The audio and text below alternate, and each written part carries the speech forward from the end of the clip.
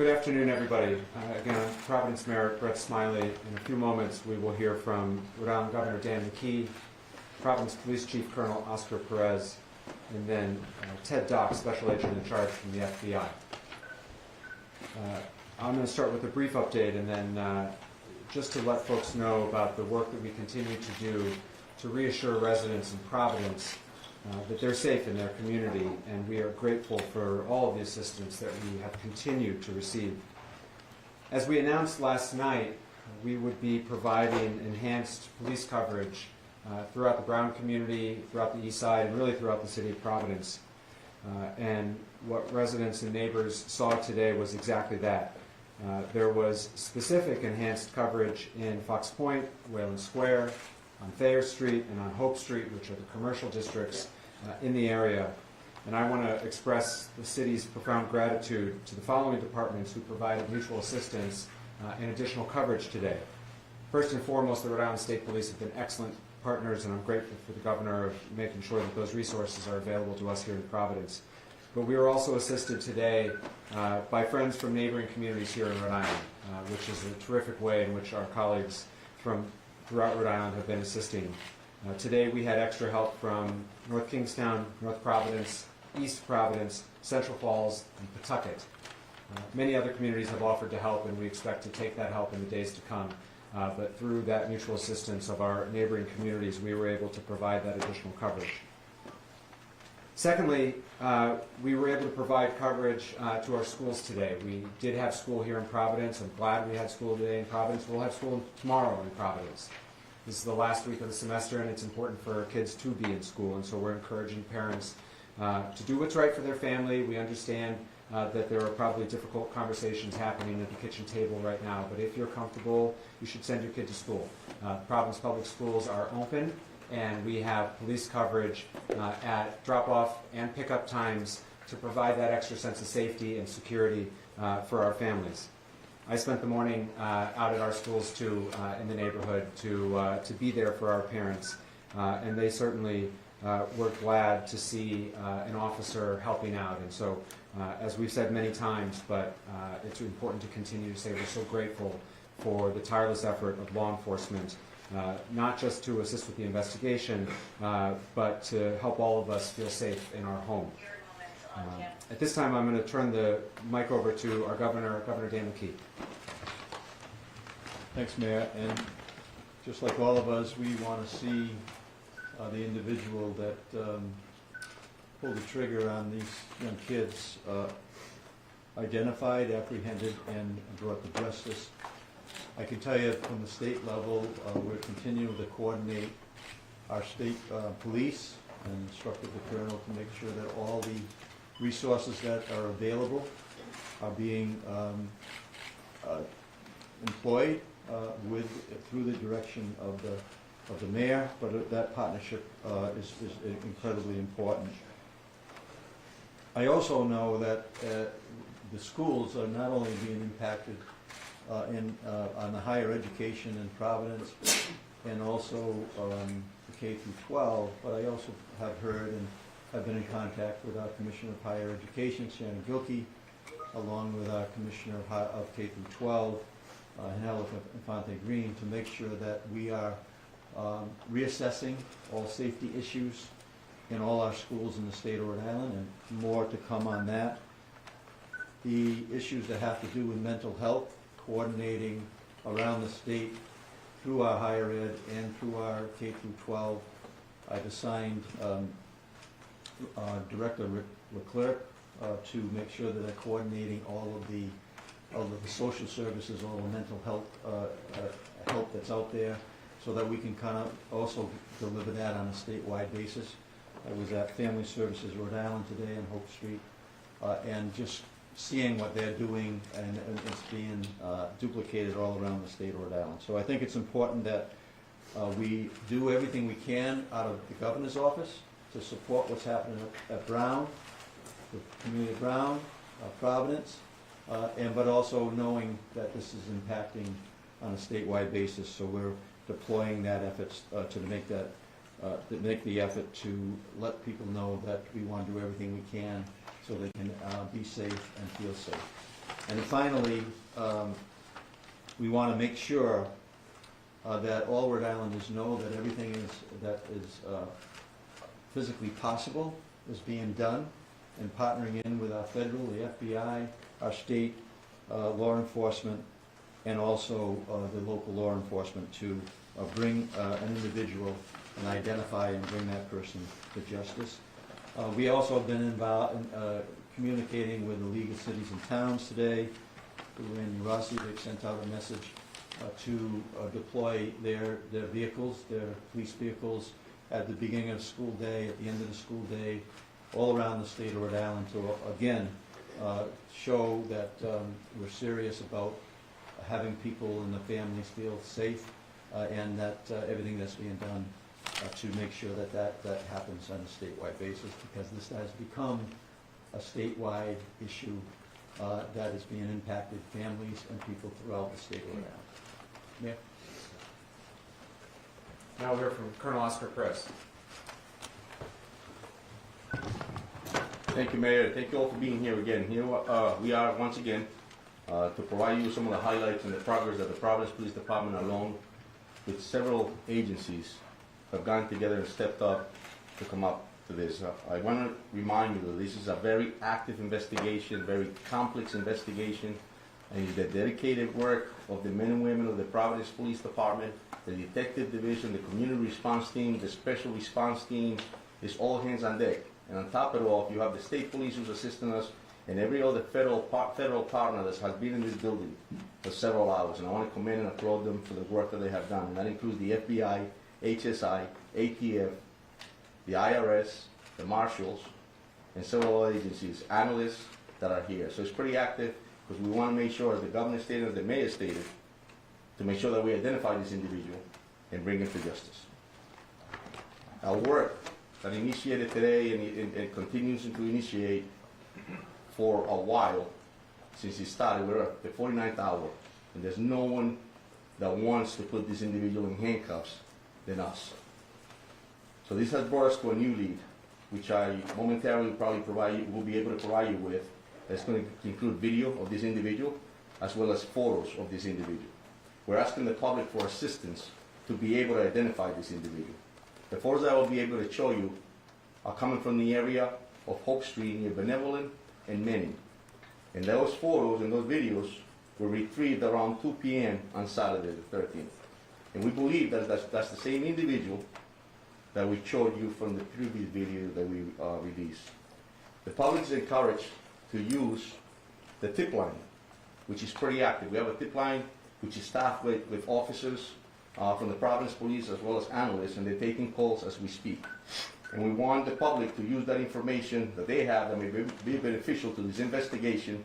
They need to call 401-272-3121 +0. I was going to direct you in order to provide the tips that you are providing to us. As well, you can access the FBI website at fbi.gov/Brown University shooting. Please, I'm going to ask you all to follow our channels to stay appraised of what's going on and to stay accurate. There's a lot of channels and a lot of stuff that's going out there that's circulating the wrong info. And I told you when I first met you that there's appropriate info, there's accurate info, and it's going to come from us. So I please and plead with you that you access those type of channels. Again, we're asking for the public assistance in identifying this individual that we're about to show you, and we'll release this video on Twitter and on Twitter account momentarily. I'm going to turn to the video behind us. I'll be able to show you in 2 seconds. Officer Mangan, if you could just activate the videos up. So this is the first video that we're showing you. This is the individual walking. It's on the sidewalk of Benevolent.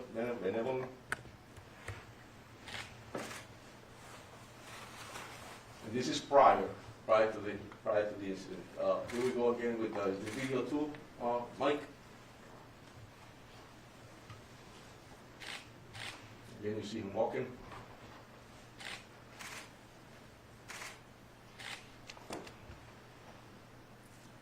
Go on to the third video.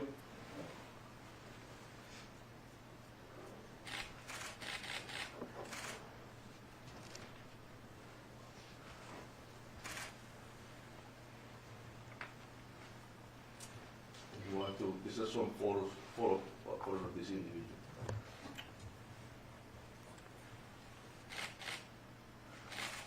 And they will all be time-stamped. The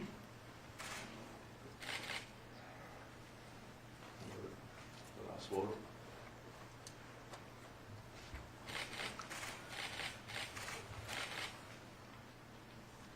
Thank you. So we'll be providing this as well, and I ask you all to please make sure you all put them up, and if anybody in the public that has any info about this individual, we ask that you call our tip line, and we'll also have the numbers in the website listed.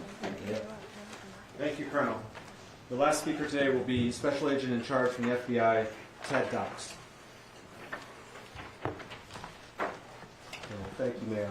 And good evening, everyone. My name is Ted Dox. I'm the Special Agent in Charge of FBI Boston. We know there's a lot of public concern about the horrific mass shooting at Brown University on Saturday, and rightfully so. I can assure you that law enforcement team standing before you today has been working around the clock, 24/7, to ensure justice is fully served. While we mourn the devastating loss of the victims and those who are critically injured, the FBI and its partners are dedicated to honoring their memory through a meticulous investigation. Tonight, as Colonel Perez stated, we are renewing our call for the public's assistance in seeking any and all information about the shooter. No amount of information is too small or irrelevant. We are also here to announce the FBI is now offering a reward of $50,000 for information that could lead to the identification, the arrest, and the conviction of the individual responsible, who we believe to be armed and dangerous. We're asking everyone in Rhode Island and beyond to review the new images of the suspect, share them on social media, and come forward if you have any information. You can contact the FBI at 1-800-CALL-FBI or the tips provided by the police department at 401-272-3121, or you can also provide tips electronically and submit it to tips.fbi.gov. We're also doubling down on our efforts to obtain images and video of the shooter. Those can be submitted online at fbi.gov/Brown University shooting. Our agents and analysts are fully embedded with our law enforcement partners, including Providence and Rhode Island State Police. We are tracking down leads, canvassing neighborhoods, and developing intelligence. And right now, our evidence response teams remain on campus processing the scene. And folks from our lab from Quantico are documenting the trajectories of the bullets to reconstruct the scene.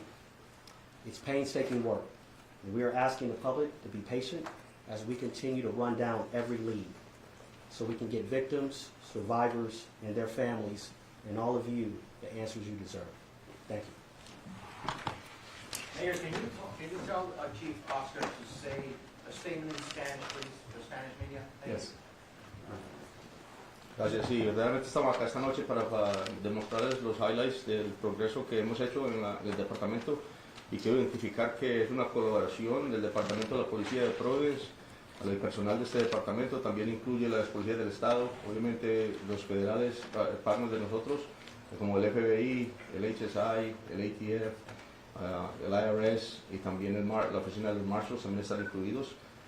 Acabamos de mostrar 3 videos, los cuales depictan lo que es esta persona que estamos buscando, y le pedimos al público que realmente, si ven estas imágenes y lo conocen a la persona, que llamen a los números que le acabamos de dar, y te los puedo dar cuando terminemos acá, para que ellos nos den esa información, y así nosotros tener la posibilidad de identificar a esta persona y traerlo a la justicia. Colonel, Mr. Mayor, Attorney can General, you with there? these new images that are Dan, being go ahead. Hi, Mayor Dan Jady from NBC 10. I just want to ask a question. These videos and images were actually very good that you just showed. They were from the day before, and I'm just wondering, why didn't we release these a little bit earlier? Did you just get them today? And can you explain? Because that's going to be a question from you. Of course, and that's a great question, Dan, and I'll tell you that it takes time. I've mentioned it before, that investigations are very complex. And when you're doing canvassing areas, or when you're developing evidence, sometimes you get directed to another direction, and then that's what makes you go back to certain areas and continue to investigate. Here we are at the 49th hour, but I got to commend the dedication and professionalism of all of us that I mentioned earlier, because it's that passion to bring someone to justice that led us to get this info that we got today to be able to provide to you. Colonel, you still leading the investigation? One second, sorry. With these images and videos, are you all going to distribute them to the media? Can you distribute them? 100. And then, you are. So, And then, yes. Mr. Attorney General, yesterday you made it clear you didn't have an image of this person's face. Now these images show you do have this person's face. Is this going to be key in solving this case, which you seem very dedicated in doing? Yeah, look, I think, as I've said multiple times today, that these investigations are like threads that you pull on a garment. And some of them you pull and the garment doesn't open up, and other ones you pull and the garment comes undone. I think when you go out and get a better image of the person's face, that can only help the public, help us identify this person and confirm that they're the right person when that time comes.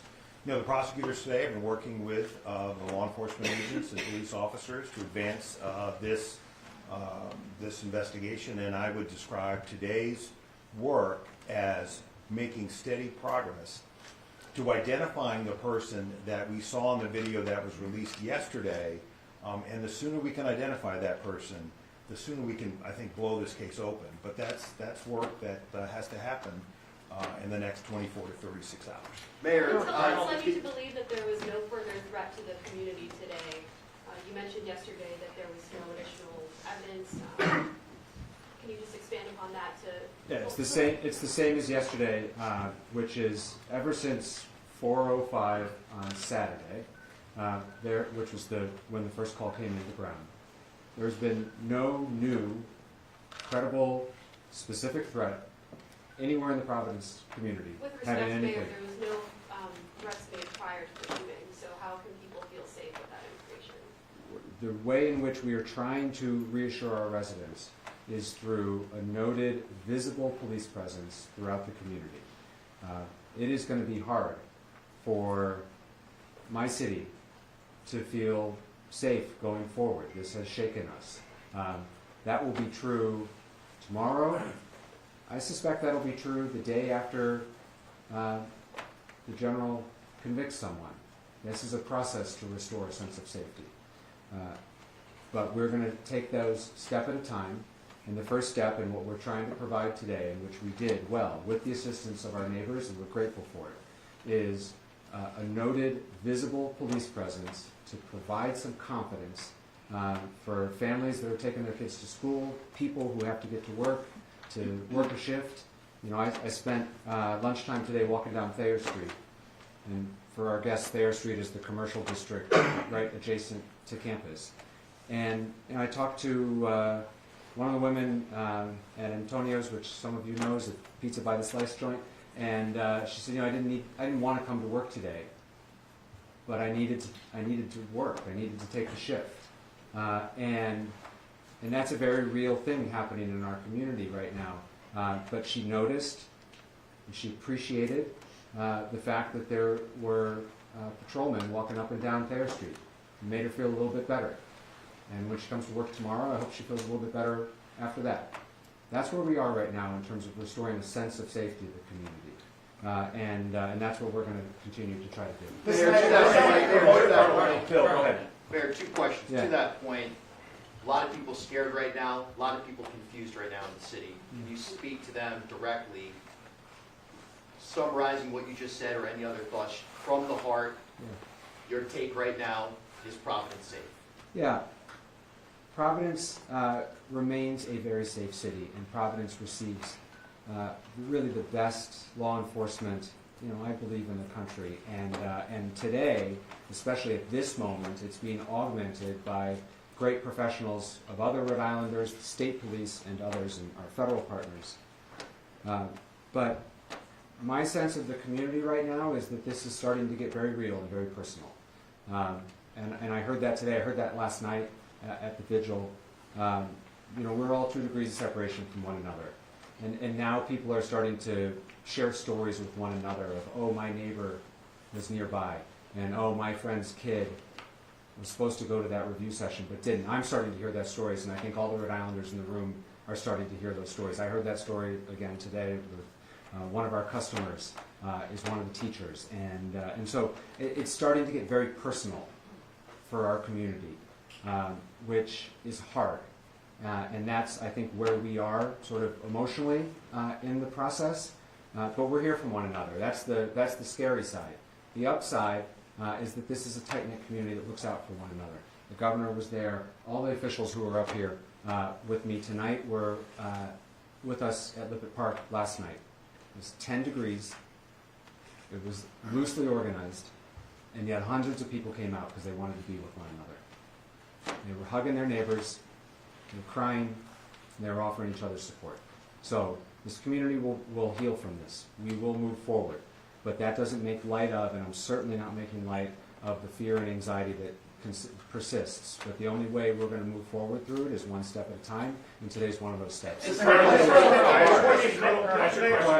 the Colonel, Yeah. do you have any idea what kind of firearm was used in this shooting? And do you know how many rounds were fired? Do you have any details of that nature? It was several rounds. It was a small caliber, actually 9mm firearm was used. And it was several rounds into it. And obviously, as we all know, the casualties and the injured people, it's just terrible. So, yes. Colonel, I have two questions. Yes. Who's the lead investigator on this now?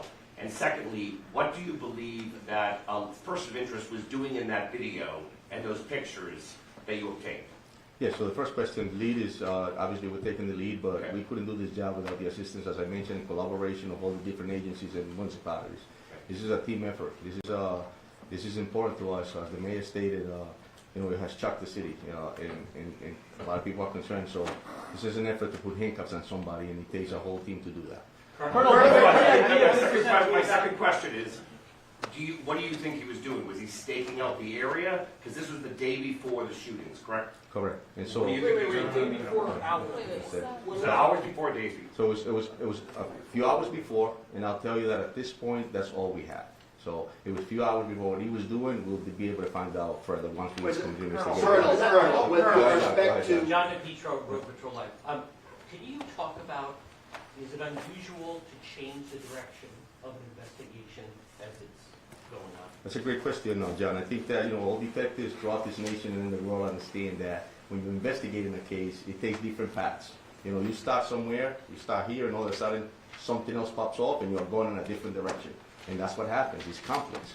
And at the end of the day, you have to investigate. You have to pull every rock. You have to look at every video. You have to examine evidence. You have to check ballistics. It just takes a lot of work. You have to interview witnesses, and sometimes that takes you to a whole different path.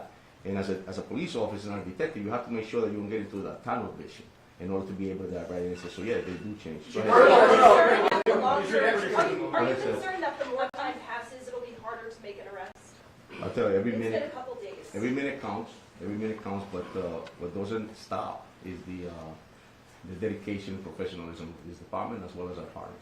Providence is not allowed. Do you have any reason to believe that any of the victims, whether the victims who died or the others, were targeted by this shooter, or that he was just shooting randomly indiscriminately? That's all part of the investigation, Steph. Yeah, so we'll continue to investigate And then can further. you also explain, the FBI today was searching in the bushes and kicking around the snow, or like moving the snow on Waterman Street. We have known since Saturday that the potential suspect walked down Waterman Street. It was in the first video.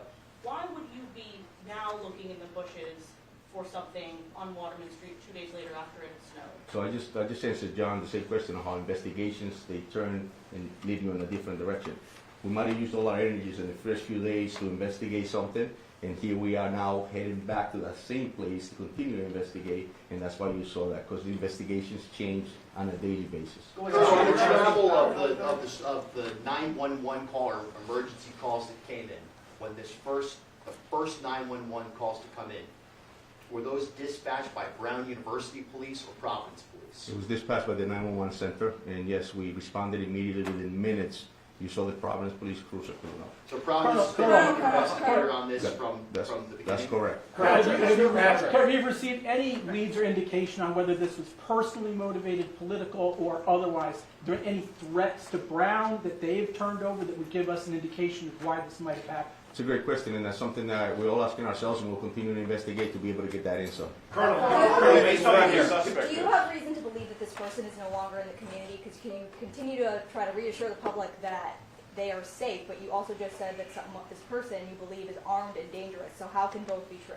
Well, yeah, right, and that's something that's unknown, but like the mayor stated, I'll tell you that we have enhanced enforcement in that area. We have, Steph stated earlier, we have a lot of officers in the area, so in that sense, it's going to be safe. But however, as well, I just want to remind the community that our priority at law enforcement in the city is to keep our constituents safe, keep them informed, and to keep them committed, to understand that we're a professional, we're dedicated, we're going to put somebody in handcuffs, and we're going to continue to do this job. So But do you have reason to believe that they are no longer in this community? This that's person? something that we're continuing to investigate. Just real quick, Tom Quinlan, WPRO. On the trajectory of where this guy went from the videos that you saw, where is the last place that you would you have clear video of seeing him? Is it like, are you still getting video from houses in that area? And you know, Colonel Weaver, just real quick, in terms of the state's response, how much enforced patrol? We know about the enforced patrol in Providence, but are you putting throughout the state to keep the highways, you know, keep an eye on the highways? We have increased our patrols throughout the state, and we will respond accordingly to any requests for additional assistance. This is a collaborative effort, not only from our uniform division, but also our detective bureau is embedded here with Providence and our federal partners, and we will not stop until we find out who the suspect is and bring them to justice. Question for you said the video was taken hours before. Can you talk about how? I just want to clarify something because it seems that we're a little confused as far as the video itself says 2 p.m. It was their day off 2 hours prior. So where? No, no. So where's based the on the last pictures? direction of that video Let from? me just finish with that. Go ahead. Thanks, Tim. Where's the last video that you actually have video from in that area? It's in the vicinity of Hope Street between Benevolent and Main Street. And that's before the shooting? That's correct, yes. 2 hours, right? Yeah, 2 hours prior. Question My turn, Bill. Dan. Tom, this video that you just released, more than anything, is key to wrapping to this case, okay? We have a closer picture of his face, we have a closer picture of his body. Based on that and witness interviews, do you have a new description of the person of interest now? Because you look like a guy just walking around, you know, the neighborhood. Is there a new description you can give us? There is, and it will be on that poster that we're going to be releasing on the images, and the height, weight, and things of that nature are all posted on that. I think he lives in the area. It's something that we're investigating. Dime. Desde ayer se han filtrado a la prensa Sí. el nombre, la fotografía y hasta la casa de la persona de interés que estaba bajo custodia. Sí. Si quiere responde esta pregunta en los dos idiomas. Sí.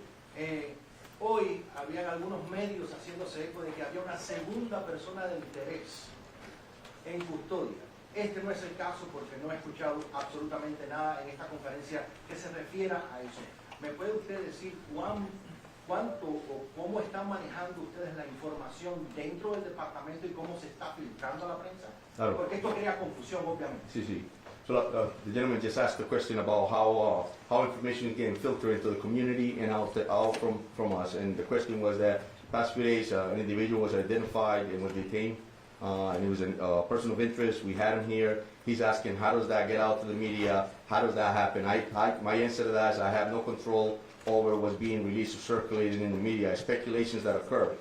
What we can control is what we give you here. And as I was speaking earlier, that's why it's important for you to get the information from us. So, mi respuesta que hago es lo que pasa es no me doy cuenta cómo se filtra esa información al medio de comunicación. Es importante que la comunicación venga de nosotros y no de otras partes. Es muy importantísimo porque ustedes al circular en otros momentos van a especular. Ahora, he also asked, the second question that he asked was that there was information out there that we had a person in custody of interest, a second person. And that's not true, that's incorrect, and I don't know how that's circulated in the speculation. So my answer to him is that, no, eso es mentira, hasta el momento no tenemos otra persona en custodia, lo único que tenemos es lo que acabamos de informar. And building on that, Attorney General, Go ahead, Chris. There appeared to be an issue with 311 services during Saturday's incident. A lot of neighbors couldn't get notification. What issues were going on there, and has that since been resolved? Yeah, so residents in the city of Providence were notified in multiple ways, and certainly through all of your outlets, all official City of Providence social media outlets, Twitter, Facebook, Instagram, and we pushed out a 311 notice. If you are not, the 311 notification system in the city of Providence, you have to sign up for it in order to receive it. And so 311 notifications did go out. If you are a resident of the city of Providence and you are not receiving 311 notifications, we urge you to please sign up. You can do so at the city's website. 311 notices have continued to go out throughout this entire incident, including up as recently as today, this afternoon, to clarify a false report with regard to a report of shots fired, which was found to be unfounded.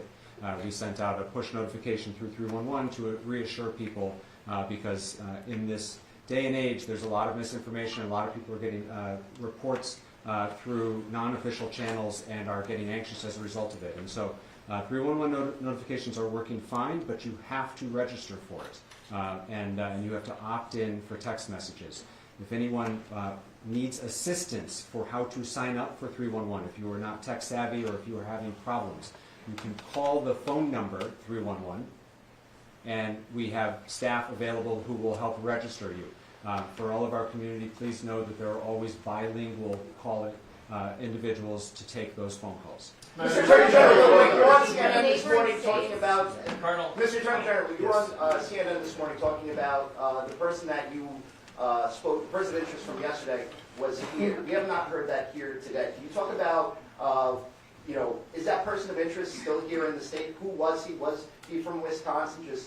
Yeah, I think, as I said last night, for those of you who were here, I thought it was really unfortunate that this person's name was leaked by somebody. Is he clear? Well, let me finish my answer.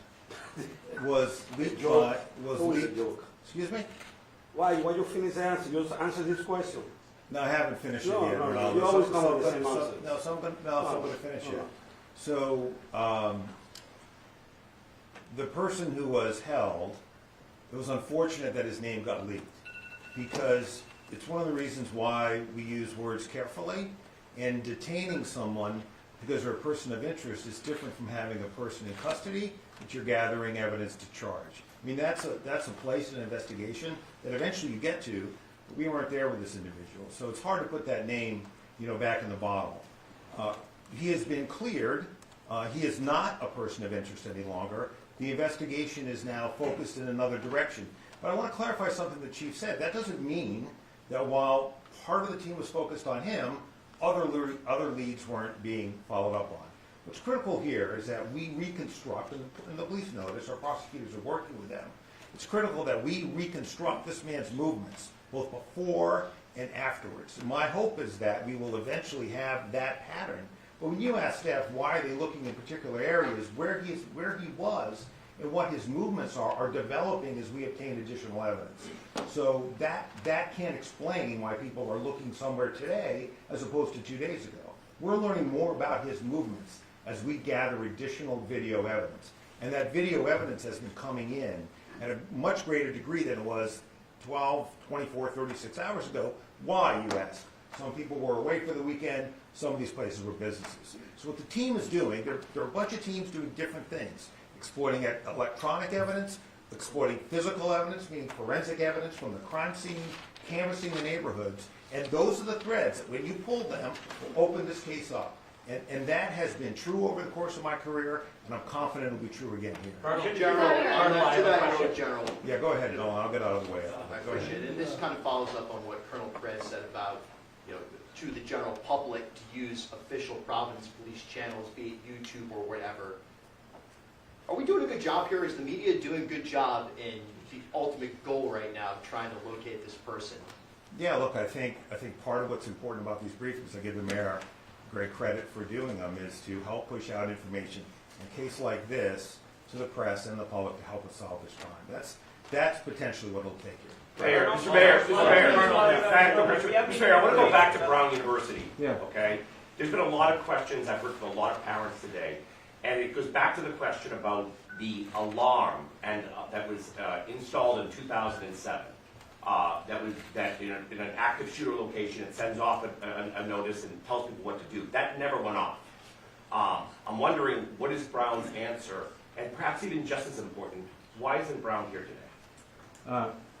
As for the decision to activate the Brown alarm, that's a question for Brown. I believe it was asked of the chief of the Brown Police Department the other day. You'd have to follow up with him. Okay. This is not a decision that the city of Providence or any of the other law enforcement partners that you see behind me can trigger that alarm.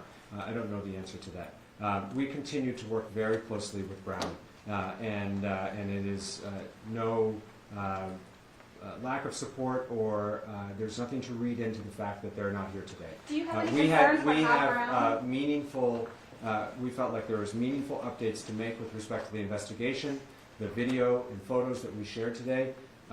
Brown is not a part of those updates, and so we have all of the relevant agencies who are working on this and where we are in this investigation today, and that's why who you see here is here. Do you have any concerns about why Brown didn't have those sirens go off? Have you had those conversations with them? Again, Brown has to answer that question, but it is clear that, and the Colonel mentioned this, and we've talked about it a couple times over the last 2 days, the police response to the initial call was swift, timely. We don't believe there was any, it could not have happened any faster than it did. And so I can't speak to, honestly don't know a lot about their alarm system, and you'd have to ask them about it. But in terms of our response, it was nearly immediately. There's a lot of presence in that area, and Brown PD responded very quickly. In all respect, Mayor, we can't ask Brown if they don't show up. Well, you have their contact information, and I would encourage you to reach out. Please, straight back. Maya Sorry. Evelyn with MS Now. Do you have any update on the victims who are still hospitalized? Have you spoken with any of them or their families? I don't. There's no degrading of their condition, but I don't have the latest status of them. I've not spoken to them since yesterday, although I know other people have, and we're happy to try to get you an update for our next. President Trump says that Brown is to blame here, saying that the onus of this tragedy is on the school itself. Do you think that's a fair criticism? Do you disagree with what the president is saying in response to the shooting, sir? Who's the question for? I'm sorry. For Governor McKee. Repeat the question, please. President Donald Trump has said that Brown University is to blame for this shooting and saying it's the school's problem. Is that a fair criticism, or do you disagree with what the president said? I don't think it's fair criticism. Colonel. Can you expand on that? Why not? Because Brown University is not collaborating with you guys. You're lying to the press over here. They have facial recognition. We know that because they follow the students, they follow everybody in the neighborhood. Facial recognition. They need to release that data so everybody know who the guy is in the video. We got the video Saturday. Why you guys release the video today? I think that answers the question. Listen, Colonel, I have just a John, please, just for a second. A couple things. First of all, Brown University and Brown Public Safety, Brown Police Department has been a close collaborator throughout this process. That's not true. I do not accept that criticism. Oh, come on. We know that. Secondly, everyone you see behind us, we've all been working for now 49 hours. We're tired. We're serious about the task at hand. I know all of you have been working very hard, and I suspect all of you are just as tired. The press has been a great partner in pushing out relevant, factual, timely information, and we are grateful for that. This crowd has grown a little bit over the last 48 hours, and I know that people are weary, and so I'm asking, please, for a little bit of patience and grace, and we have been fully transparent. We continue to answer your questions. We will continue to do so. But the best way to inform the public and to ask for their help is for these opportunities to not degrade into baseless accusations, and we will point them out when we hear them. John, go ahead, please. Question for the Colonel. Colonel, we learned, you revealed that the shooter used the 9mm. Now there's a report the shooter yelled something right before his shot came in. Could you tell us what that was? Yeah, it's part of the investigation. Yeah, Okay. Now the only reason I asked that though is, for instance, like with the Unabomber, his brother recognized the writing. So it's possible a friend or family member might recognize if the person said something that was significant. Correct. So that's why you don't, other than the 9mm, is there anything else inside that auditorium that you could tell us? No, that's correct. Listen, like I said earlier, investigations will bring us to evidence that we need to collect in order to be able to prosecute. But he did yell something. With that being said, we're going to continue to collect evidence, and if it leads us to something to that nature that's going to be extremely helpful for us to identify somebody, we'll be the first ones to put it out. Alex. With how much time has elapsed at this point, do you have any evidence that indicates that this person is getting help, or are they a lone wolf in this situation? Yeah, so we'll continue to, those are great questions, Alex, and I think that's something for us to continue to investigate. This is active and it's complex, and so that, we may have an answer to that they by themselves, but that's not something that we have ruled out. And we won't do that, so. Here, please. Colonel, are you looking for both a living or a potentially deceased person of interest? We won't rule anything out. Like I told you earlier, this is a complex situation, it's fluid, but we'll continue to do our job in order to be able to get those answers. You were describing the suspect, or the person you're looking for, as someone in his 30s, another you said 20s. From what you've seen, the picture that you've seen, can you now, through FBI profiling that's been done, give us a better age and whether or not he has any connection at this point, 49 hours later, to that classroom, that lecture hall, and to the Brown University campus? Can you say that lecture hall was targeted? Because we saw the video of him going around the neighborhood that you just showed us, but he didn't go anywhere else into that campus. So can you say that that classroom was targeted? I'll tell you that what I can tell you is that this individual definitely targeted Brown University, because clearly that we're here speaking about that. And I can also tell you that obviously it's something that we're looking into as far as if there's anything else that he was targeting, but it's all open. Was there another question to that, Paul? I asked you about the approximate age, because this is the first time we're seeing his face. And just like with the marathon bombers, when the authorities finally put those pictures out, within hours, those people came up. So now that for the first time the nation is seeing this image, frontal image of this suspect, what are you able to, and the sack from Boston especially, what are you able to now determine? And we have that, and they have been extremely helpful, and we're going to be able to provide that to you so that you can put it on your own websites. But you have that Dan's got the last question, and then we're going to wrap it up. All right, I want to ask two questions, if I could, Mayor. To follow up on John's question, did the suspect yell, like has been reported, and there's been some erroneous reporting, but did he yell when he came in the classroom? And how valuable have witness statements been from those who survived? Listen, my heart goes out to the victims, it goes out to the families, and I'll tell you that their cooperation has been extremely helpful. And with that being said, we'll continue, and I'm going to respect the fact that, and I hope that they get better, and my heart and soul goes out to them. So. Did he yell though? Did he say something? That's something that we're investigating. We took statements. And is there any audio from the scene? From any cell phones? There are a lot of cell phones there. Is there any audio? We're gonna wrap it up here. For your planning purposes, we will continue to brief in this location until we say otherwise. We also, unless there's a significant update, we don't expect to brief further today and expect to do this again tomorrow. Obviously, it's subject to change. Please make sure you're on the press list. If you're not, you can see Josh. That's how notice will be made. But for your planning purposes, that's our expectation. Thank you all very much.